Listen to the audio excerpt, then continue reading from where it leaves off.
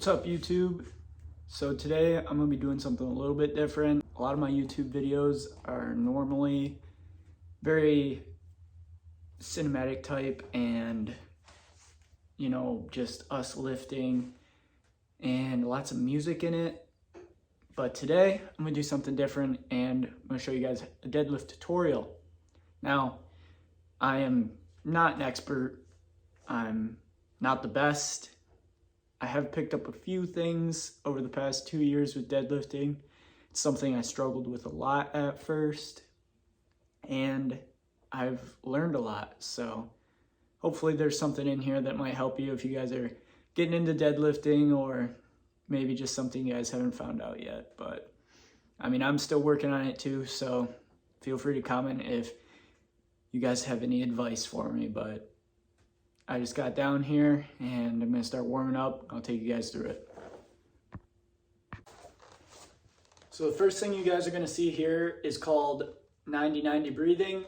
You're going to breathe in through your nose and you're gonna push out like you're blowing through a straw through your mouth while squeezing your abdominals, and you're gonna have your legs up. I'm gonna show you guys how it's done. It's just good to tighten that core and get the breathing down, and it kind of helps with the back a little too.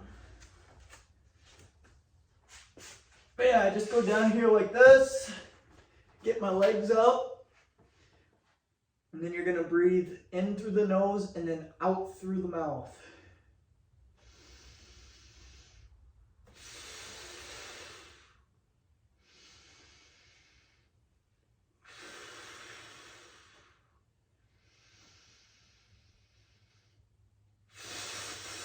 Squeeze that core.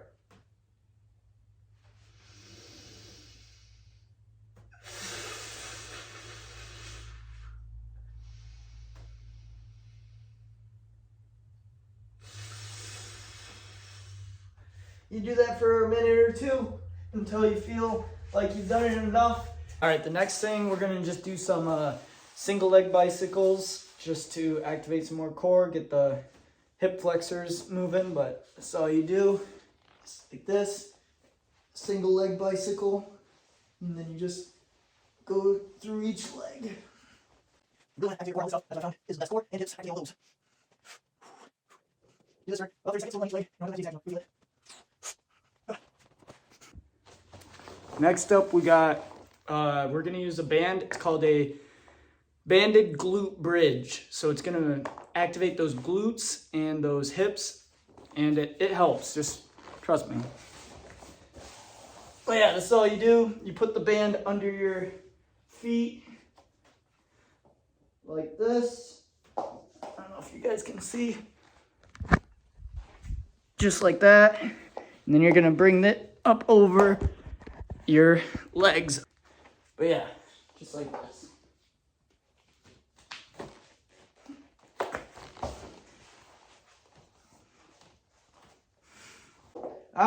That one always hurts. All right, so for sumo deadlift, you use a lot of hips, and before every squat day, I always do this exercise. It helps to open up the hip flexors. You're gonna tie a band up somewhere like that, low to the ground, and I'll show you right here what you do. So then you're gonna put your foot through the band, or your leg. You're gonna have it around your quad, and you're gonna walk out. I don't know if you guys, yeah, you can see me. Then you get it tight, so this is a pretty good distance away, and then you're going to squeeze your glutes and then move it back and forth. Open up that hip. Squeeze.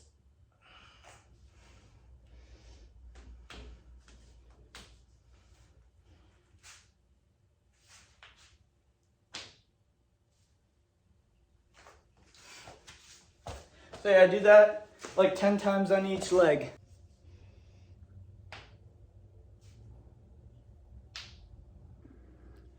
Now, I know you guys are thinking, this is an insanely long warm-up routine for deadlifts.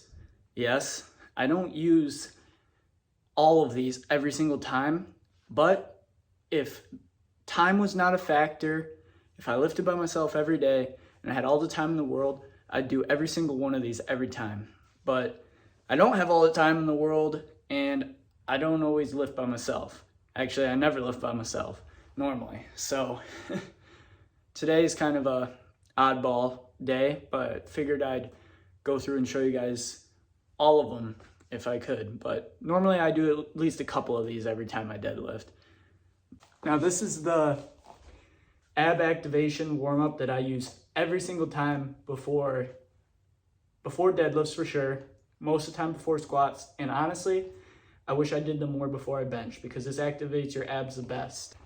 All right, so what you do is you're gonna have your hands in front of you about shoulder width apart, same with your knees. And then you're gonna wanna keep your back straight, and you wanna pretend that there's a glass of water on your lower back, and you don't want it to tip over and fall. And sometimes it takes me a couple reps to get it, but once you do it for 8 or 10 reps, and you wanna squeeze your abs as hard as you can while you're doing this. So you're gonna do, left arm up, right arm back, or right foot back. So you're doing opposite. And when you go out, you're gonna bring it in and squeeze in the middle and touch your knee to your hand. And then you do the other leg. If you're doing this right, it should burn.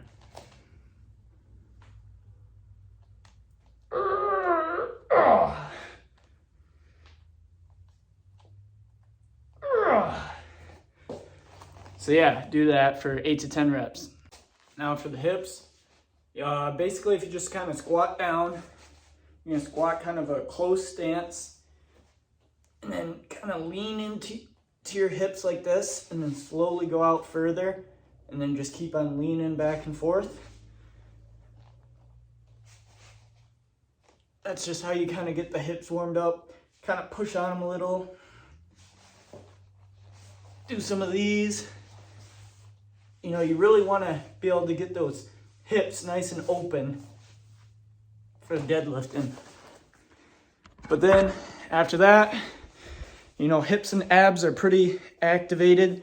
So I like to do some lat pull downs and then maybe a couple dumbbell rows or a couple pull-ups, something light for the back just to get it going. But that's it for the warm-up. And now we actually are gonna get the bar out and start warming up with some weight, and then we'll hit our top sets. So I'll show you guys how it's done here. All right, so I'm just gonna give you a little point of view here. So here's the bar. You're gonna wanna approach the bar like this. So, got the bar. Sumo deadlift, your feet are going to be outside of your hands. Now, I don't care what anyone says about sumo deadlifting being cheating. I do both. I think it's good to do both. Sumo's a lot more glutes and hamstrings than compared to conventional, where that's a little bit more back and quads. But do both. And if you do sumo and your range of motion is still good, I don't see a problem with it. It hurts my back less, so I like to pull heavier weight with that, but I still do conventional to get the work in. But here's sumo. So you're going to approach the bar. Your feet are gonna be wider than your hands. Get as close to the bar as possible. You want the bar to rub up your legs. That's why I like to wear pants when I deadlift, or I put things on my shins. But that's what you do. So you're gonna come up and you're going to, you hear this? You're gonna pull the slack out of the bar. After you brace your core, you're going to sit back and then lift.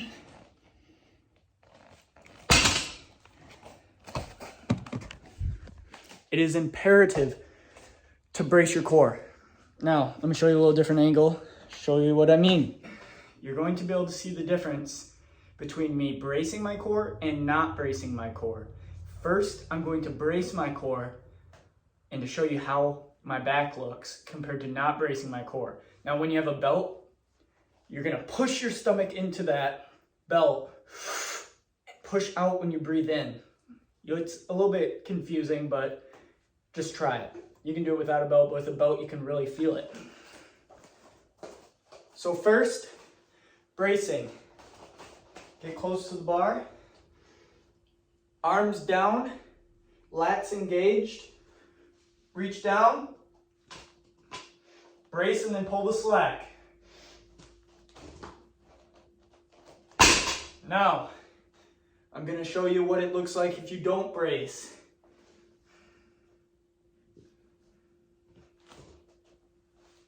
That's not bracing. Make sure you brace. You're going to save your lower back. I'm going to show you guys a couple reps. So you want to keep your chest up.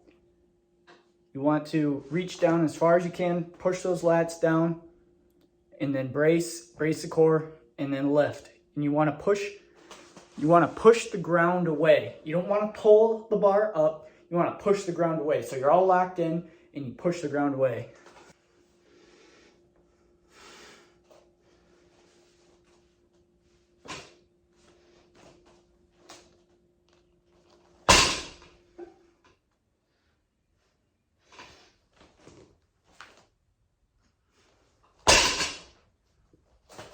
Now, most of the time, my hands are like this, but I have been trying to learn reverse grip. I'm going to try a couple with reverse.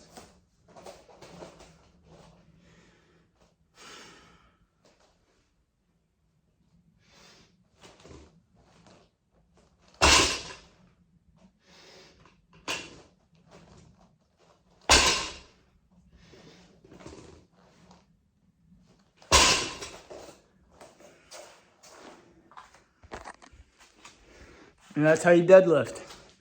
I might be missing something, I don't know, but if not, that's how you do it.